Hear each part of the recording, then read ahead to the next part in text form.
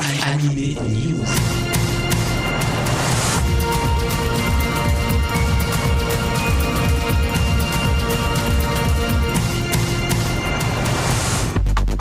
Bonjour à tous, c'est Alex au micro de Générique Kids avec Animé News. Animé News aujourd'hui est son 200e numéro. Et bien comme d'habitude, des nouvelles sur toutes les sorties manga de la semaine, sur les simulcasts, puisqu'il y en a pas mal en ce moment, pas mal d'annonces. Et puis, nous nous retrouverons après Animé News numéro 200 pour le 9e hors-série d'Animé News et une rencontre avec Michael Almodovar, l'auteur des Torches d'Archilon. Mais pour l'heure, nous avons rendez-vous avec les éditions Akata, Komiku, Kiun, Doki Doki, Nobi et Soleil Manga. Et puis, je vous l'ai dit, je vous parlerai simulcast avec Wakanim et Crunchyroll. Un très beau manga par divers aspects vous est proposé aux éditions Akata. Il sortira le 9 octobre. C'est le premier tome de Orange, signé par Ichigo Takano. C'est un shoujo très bien dessiné qui nous raconte le quotidien de Nao, une lycéenne japonaise qui reçoit une drôle de lettre. Une lettre qui va rythmer son adolescence puisque c'est elle-même qui s'écrit du futur. La femme qu'elle est devenue 10 ans plus tard veut ainsi éviter à la jeune Nao, à elle-même, de commettre des erreurs. Mais voilà, est-ce que Nao tient vraiment à connaître ce qui va lui arriver ? Est-ce qu'elle ne préfère pas être libre d'agir ? Eh bien, c'est là tout le sel de l'histoire. En tout cas, Nao n'est pas indifférente à un nouvel élève, Kakeru. Orange est donc un très beau manga, bien dessiné, bien narré, à découvrir aux éditions Akata à partir du 9 octobre. Et puis, je vous rappelle que le 9e hors-série d'Anime News concerne les éditions Akata, puisque c'est eux qui éditent les Torches d'Archilon, écrit par Michael Almodovar, qu'on retrouve en interview dans ce 9e hors-série d'Anime News, tout de suite après cette fin d'émission. Le 9 octobre, aux éditions Komiku, sortiront les seconds tomes du nouveau Tom Sawyer et de Sakamoto pour vous servir des titres attendus. On les a découverts cet été, c'était au mois de juillet. Et le 9 octobre sera également le jour de la sortie du premier tome de Rudolph Torquay, un nouveau manga décapant et détonnant. Il est signé Hiroko Nagakura. Action, aventure et comédie se distillent dans ce manga qui dépeint le quotidien de Rudolph Torquay, arrogant, insolent.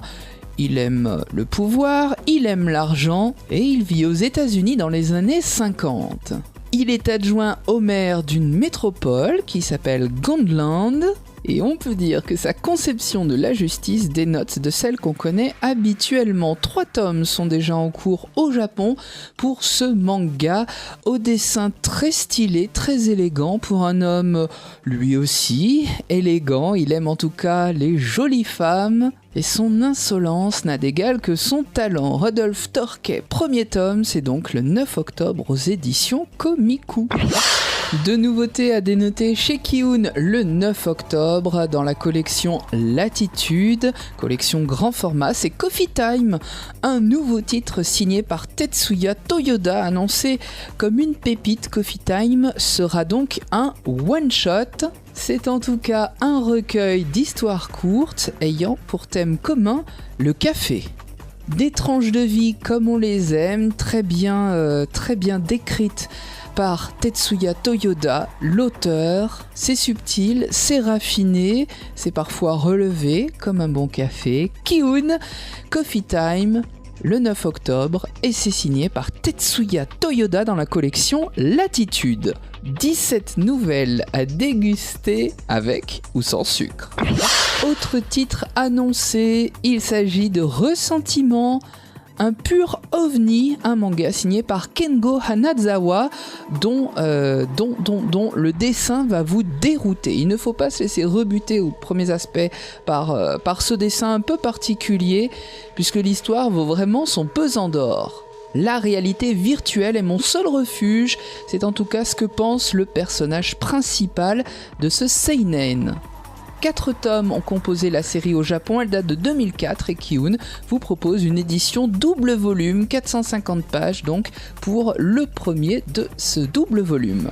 Ressentiment, c'est en tout cas une sacrée satire du monde actuel, du monde virtuel et surtout du monde réel qu'on a peur et qu'on a du mal à affronter. Ressentiment, c'est signé par Kengo Hanazawa. Le 8 octobre, Doki Doki vous donne rendez-vous avec un nouveau titre qui plaira aux fans de l'attaque des titans de Broken Blade. Il s'agit de Husk of Eden, premier tome d'une série qui est en cours au Japon, qui compte déjà 3 volumes et qui est signé par Yoshinori Kisaragi. Une antique cité, la cité d'Eldorado, sur laquelle plane une ombre, un danger, une cité dominée par une ziggourate, une tour sacrée, des remparts à protéger de cette menace et puis des jeunes gens dont l'amitié va être mise à mal. Voici tous les ingrédients de Husk of Eden qui sortira donc le 8 octobre chez Doki Doki. Et puis second nouveau titre, toujours aux éditions Doki Doki, qui sortira le 8 octobre, un premier tome pour Uwagaki, signé par Ryo Yasuhachi. Le propos de ce manga, c'est tout simplement de se demander si l'amour est une expérience scientifique et surtout si elle n'est que ça. Tout tourne autour d'un jeune homme, Aijo, qui se prend toujours des vents et qui n'arrive pas à avoir de petite amie. Il est question ici de clonage, et pas n'importe quel clonage, celui d'une très jolie prof qui officie dans son lycée. Uwagaki, premier tome, signé par Ryo Yasuhachi, c'est donc aux éditions Doki Doki, et ça sort le 8 octobre. Une réécriture de certains contes, c'est ce qui attend les plus jeunes aux éditions Nobi Nobi le 9 octobre. Une auteure talentueuse, Chika Shigemori, qui réécrit les contes de Perrault ou des frères Grimm avec De Qui a peur, le grand méchant loup. C'est l'occasion de découvrir l'histoire sous l'angle du fameux grand méchant loup. Alors, est-il vraiment méchant ? C'est la question que s'est posée Chika Shigemori en revisitant les contes des 3 petits cochons, des 7 chevreaux et du petit chaperon rouge. C'est toujours dessiné avec autant de finesse et de talent. C'est signé par Chika Shigemori, un livre pour enfants à découvrir de toute urgence aux éditions Nobi Nobi. Ça sort le 9 octobre. Et pour terminer avec les mangas et vos envies de lecture, du shoujo chez Soleil Manga le 8 octobre. C'est un nouveau titre qui vous attend, un premier volume pour une série qui en compte 5, signé par Miyo Nanao. Ça s'intitule Mangaka et Editor in Love, ou comment dépeindre le quotidien d'une jeune fille de 23 ans qui s'appelle Nanoha et qui va petit à petit tomber amoureuse de son patron. En tout cas, on peut dire qu'il a du courage parce qu'elle est vraiment maladroite, et ce jeune auteur qui va exiger d'avoir la jeune Nahona comme responsable éditorial n'est pas au bout de ses peines. En tout cas, il a décrété que lui et Nanoha tomberont amoureux. À vous de découvrir la suite aux éditions Soleil Manga le 8 octobre. Des simulcasts à l'appel en ce moment, ça a déjà débuté et j'espère que vous suivez bien mon compte Twitter puisque je relaye justement toutes ces news au quotidien sur Alex_animé_GK.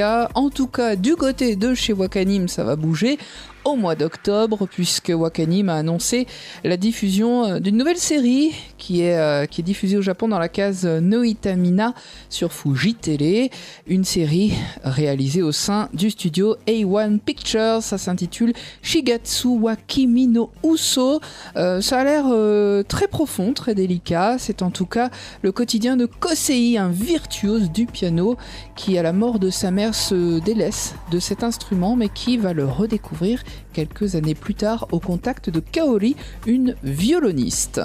Cette série est donc annoncée pour le mois d'octobre et déjà le 2 octobre, vous avez pu peut-être découvrir la nouvelle série de la saga Gundam, Gundam Reconquista Inge, Gundam dont on fête les 35 ans cette année, donc nouvelle série, nouvel opus, ça a débuté le 2 octobre en VO sous-titré bien sûr puisque c'est du simulcast. Une autre série encore annoncée dans les simulcasts sur Wakanim, ça sortira le 6 octobre, c'est Cross Ange, une nouvelle série sortie de chez Sunrise. Des mechas sont donc au programme. Et puis en partenariat avec Dibex, le 7 octobre, Wakanim vous proposera en simulcast Shingeki no Bahamut Genesis, adapté d'un jeu de cartes qui s'intitule Rage of Bahamut. C'est donc une semaine très chargée sur Wakanim, mais je ne saurais trop vous conseiller que de vous connecter au site wakanim.tv et de surveiller tout ça. Et pour terminer, un rappel du côté de chez Crunchyroll avec un rappel par rapport aux annonces Twitter. Les simulcasts de Crunchyroll ont commencé la semaine dernière, en tout cas pour le mois d'octobre, c'est logique. Le 3 octobre a débuté Selector Spread Wixos, la suite de Selector Infected Wixos du studio JC Staff. Et puis le lendemain, le 4 octobre, c'est une série d'action et de fantasy intitulée Madan no Ooto Vanadis qui a déboulé sur Crunchyroll. Une série donc réalisée au studio Satellite. Gugure Kokuri-san, c'est une comédie fantastique et elle a débuté quant à elle le 5 octobre sur Crunchyroll. Elle vous donnera rendez-vous bien sûr chaque dimanche à partir de 21h05. Et puis le 6 octobre, c'est une comédie, une série pour enfants dont la 3e saison donc sera disponible en simulcast sur Crunchyroll. Rendez-vous avec Les Insectes Morphes, une série très très très populaire au Japon, une série qui en est donc à sa saison 3. Tous ces simulcasts, vous pouvez les retrouver donc en quasi-direct du Japon sur Crunchyroll si vous êtes abonné premium, et puis il faut attendre une semaine de plus pour pouvoir les regarder gratuitement, toujours sur Crunchyroll.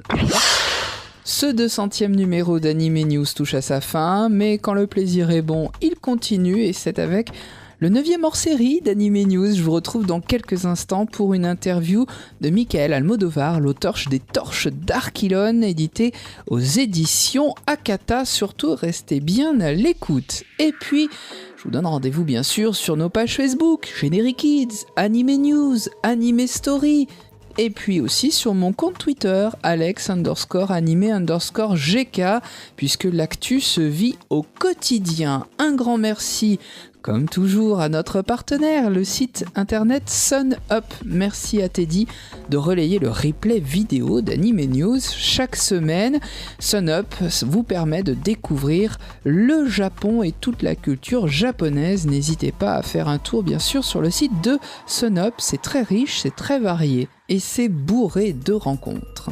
Anime Story, c'est le second rendez-vous animation japonaise de la semaine sur Generic Kids. C'est à partir du mercredi à 21h. C'est rediffusé jusqu'au dimanche. Ne le manquez pas, chaque semaine, je vous parle d'une série que vous avez aimée. Sur ces bonnes paroles, je vous donne rendez-vous d'ici quelques secondes pour le hors-série. Et la semaine prochaine pour le 201e Anime News. Vous êtes sur Generic Kids, vous y êtes bien, alors restez-y.